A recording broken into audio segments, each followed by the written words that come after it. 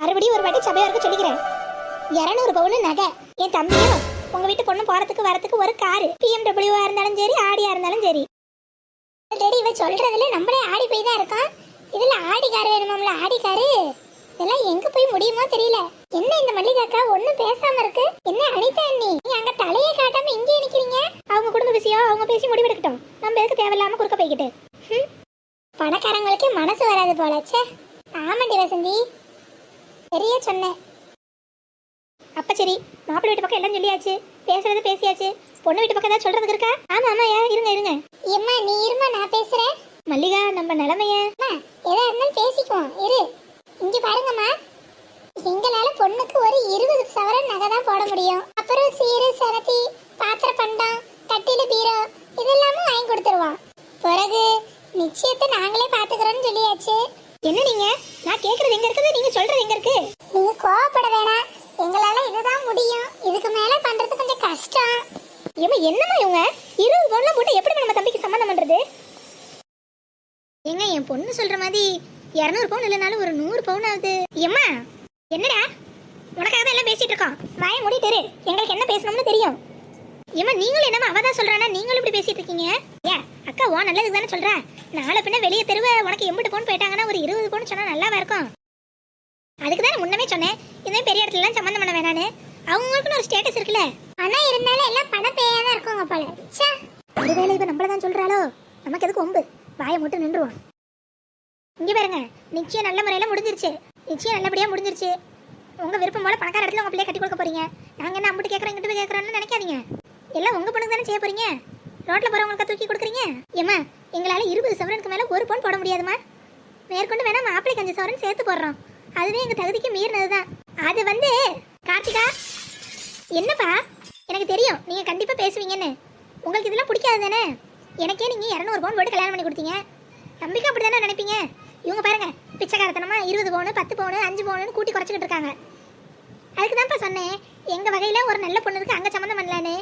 நீங்களும் தம்பியும் தான் கேட்கல. கார்த்திகா, அவங்க பொண்ணுக்கு என்ன செய்யணும்னு நினைக்கிறாங்களோ அதை செய்யட்டும். நீ இதுல குறுக்க வராத சொல்லிட்டேன். எங்க நம்ம பொண்ணுங்க சபையில பார்த்து பேசுங்க. நம்ம பொண்ணுங்கிற வாசிதான் இம்பிட்டு பொறுமையா பேசிட்டு இருக்கேன். எப்பா என்னப்பா இங்க, நான் நம்ம வீட்டு மரியாதைக்காக தானே கேட்கறேன். நானே எடுத்துட்டு போறேன். நம்ம தம்பிக்காகவும் நம்ம வீட்டுக்காகவும் தானே பேசிட்டு இருக்கேன்.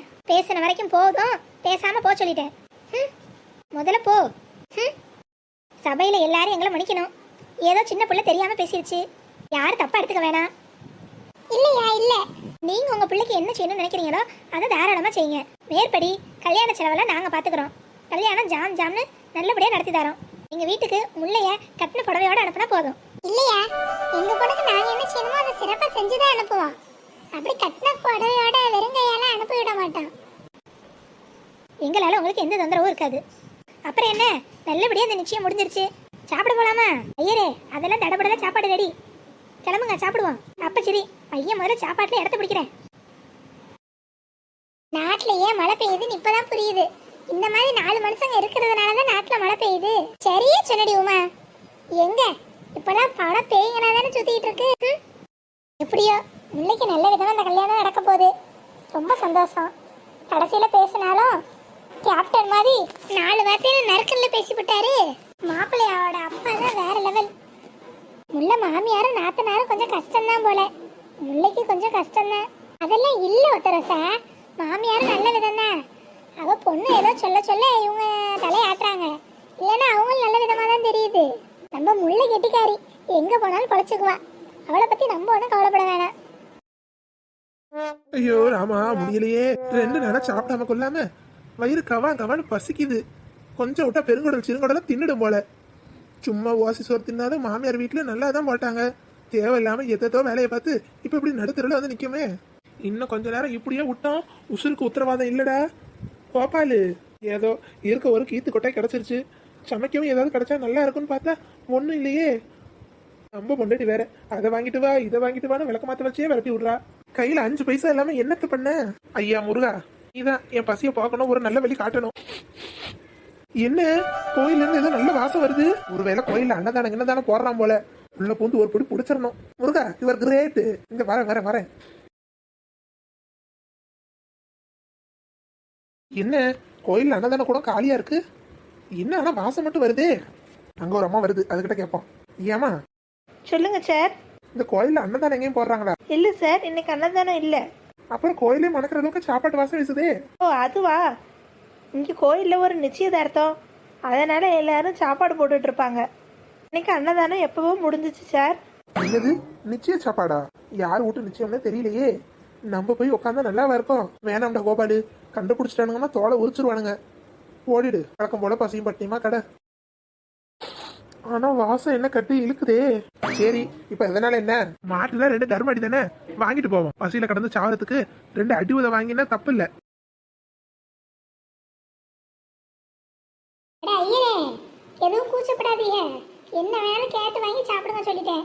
அதெல்லாம் இந்த ஐயர் கூச்சப்பட மாட்டேமா. சாப்பிட்டது போக தூக்கிலையும் போட்டு கொடு. வீட்டில் மாமி பசியோட தான் இருப்பா, அவளுக்கும் கொடுத்து ரொம்ப நல்லா சாப்பிடுவா. அதுக்கு என்ன, வேக செஞ்சு விட்டுறலாம். நீங்க சாப்பிடுங்க, மாமிக்கு தூக்கில போட்டு எடுத்துட்டு வரேன். அப்படியே பக்கத்துல 2 காலியாக தானே இருக்கு, யாராவது ஆள் அனுப்பு. பாக்கேன். இல்ல நீ தான் வந்து உட்காரு, ஒரு வாய் சாப்பிட்டுருவ. இல்ல சாமி, எல்லாரும் சாப்பிட்டோம், கடைசியை சாப்பிட்டுக்கிறோம். சாப்பிட்ட பரிமாற முடியாது பாருங்க. ஓஹோ, நீங்க அப்படி வரீங்களா? சரிம்மா, போய் வேற யாராவது அனுப்பிச்சு விடு. சரி சாமி, சாப்பிடுங்க. என்ன வேணாலும் கேட்டு வாங்கி சாப்பிடுங்க. ஆஹா, அங்கதான் இலை போட்டு பந்தி நடக்குது. யாரும் பாக்குறதுக்கு முன்னாடி குணந்ததெல்லாம் நிமிராம சாப்பிட்டுட்டு ஓடியாந்துடணும். முடிஞ்சா நிம்மிக்கு ஒரு தூக்கில போட்டு எடுத்துட்டு வந்துடணும். எப்பா, சாப்பாடு அற்புதமால இருக்கு. இன்னும் யாரும் நம்ம மேல சந்தேகப்படல. சட்டு புட்டுன்னு சாப்பிட்டுட்டு கிளம்புடா கோபாலு. யார் இந்த தம்பி? புதுசா இருக்கு தம்பி. ஐயோ, கிளம்பிட்ட மாட்டிடுவோமா? அட, சாப்பு சட்டை போட்ட தம்பி, இங்க திரும்புப்பா. சொல்லுங்கய்யா. கூட்டு பொரியல் ஏதாவது வேணுமா? இந்த இருங்க, எடுத்துட்டு வர சொல்றேன். அதெல்லாம் ஒண்ணு வேணாம். நீ யாரு? மாப்பிள்ளை வீடா பொண்ணு வீடா? இவரை பார்த்தா நிச்சயத்துக்கு வந்து ஐயர் மாதிரி இருக்கு. பேசாம மாப்பிள்ளையோட ஃப்ரெண்டுன்னு சொல்லிடுவான். நான் வந்து மாப்பிள்ளையோட ஃப்ரெண்டு. ஓ அப்படியா? இந்த தம்பி அதான் சொன்னா. நீ அதான் சொன்ன. ஆமா ஐயரே, நானும் மாப்பிள்ளைக்கு ஃப்ரெண்டு தான். ஆனா இவரை நான் பார்த்தது இல்லையே. மாப்பிள்ளைக்கு ஃப்ரெண்டுங்கிறீங்க, ஒருத்தருக்கு ஒருத்தர் தெரியாமல இருக்கீங்க. உங்களை மாப்பிள்ளைக்கு எப்படி தெரியும்? நான் அவனோட ஸ்கூல் ஃப்ரெண்டு. அதானே பார்த்தேன். நான் அவனோட காலேஜ் மெட்டு. காலேஜ்ல எல்லாம் ஒன்னா தான் படிச்சோம். ஓ அப்படியா? அதான் தெரியல ஒருத்தருக்கு ஒருத்தர். சரி சாப்பிடுங்க. நானும் மாப்பிள்ளையும் காலேஜில் திக்கு ஃப்ரெண்ட்ஸு. சரியா கோச்சுக்காத. இப்பெல்லாம் நிறைய திருட்டு போயிடுங்க. சாப்பாடு போட்டா போதும், தேடி வந்து உட்காந்துடுறானுங்க. அதான் சந்தேகப்பட்டு கேட்டேன். சாப்பிடு. ஏங்க, ரொம்ப தேங்க்ஸ்ங்க. எதுக்கு பாமுல்ல? எதுக்கு எனக்கு போய் தேங்க்ஸ்லாம் சொல்லிக்கிட்டு? இல்லை, நான் கூட உங்கள் அக்கா அப்பெல்லாம் கேட்டோன்னே பயந்துட்டேன். எங்கள் நிலவு தெரிஞ்சு நீங்களும் உங்கள் அப்பாவும் தானே அனுசரிச்சுக்கிட்டீங்க. அதான் இல்லை, அது ஏதோ தெரியாமல் கேட்டுருச்சு. எனக்கும் எங்கள் அப்பாவுக்கும் இதில் துளி கூட விருப்பம் இல்லை. எங்கள் அம்மா கூட இதெல்லாம் ஆசை இல்லை. ஏதோ எங்கள் அக்கா தான் கௌரவம்னு ஏதோ பேசிக்கிட்டு இருக்கு. புரியாமல் பேசுது. அவளும் கெட்டவெல்லாம் ஒன்றும் இல்லை, நீ கவலைப்படாத. அதெல்லாம் ஒன்றும் வேணாம்னு சொல்லியாச்சுல, நீ தைரியமா இரு. சரிங்க. எப்பா, மாப்பிள்ளை பொண்ணு ஜோடி பொறுத்த எம்பு அருமையா இருக்கு.